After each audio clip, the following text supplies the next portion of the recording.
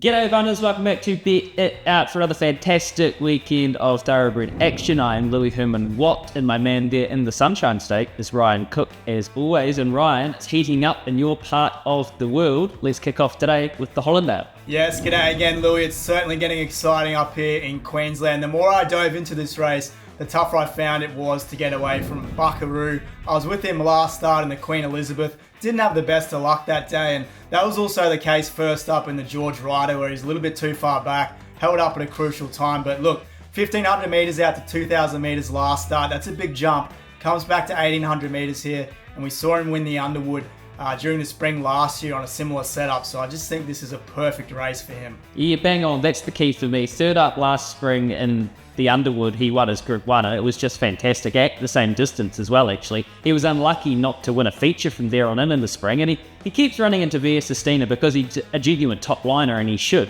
But his prep this autumn has been a step behind. So Chris Waller's brought him up here to Queensland now, and third up, I think he's going to be very hard to stop, although it's a good field, and Chris Waller has got a very strong hand to play this carnival, I feel. And Tino even, is the wild card for me here, 1,400 to 1,800, but a very astute trainer, so I think that's one to watch in a very good way. But I was with Buckaroo as well. Let's head down to South Australia for the Goodwood.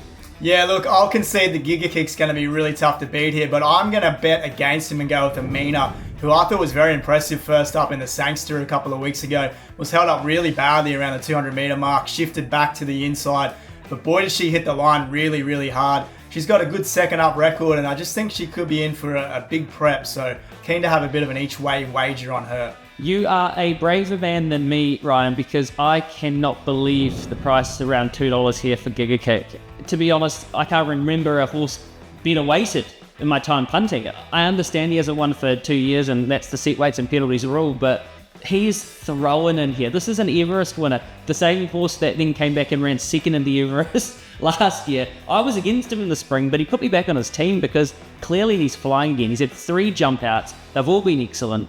He's going to go 1,200 to 1,300, so he'll be fit enough to get in the mixer here. I assume he's just going to round them up and go straight past them. But I like that you've had an opinion here around Amina. Let's head to New Zealand for the Rotorua Cup. Yeah, very tricky race here. I'm going to go each way on Al Jumala, who won pretty well a few runs back over the mile. Wasn't bad again out to 2,000 metres at Te Rapa last start, but she did have that tricky gate to contend with. Drawn a little bit better this time, has a good wet track resume, so keen to take the value for her. I'll be with Outback Oak, who actually came off Al Jamala's back that day in the Travis Stakes. I think she's been knocking on the door for a long time, and despite the wide draw, she is the right horse in the right race. Here, what's your best bet for the whole weekend? Yeah, we'll go back to Morphettville. I'm pretty keen on She's a Hustler in race 4. I'll be at Morphettville too. Don't look a Giga hit kick in the mouth because he's just that good, punters. Have a fantastic weekend.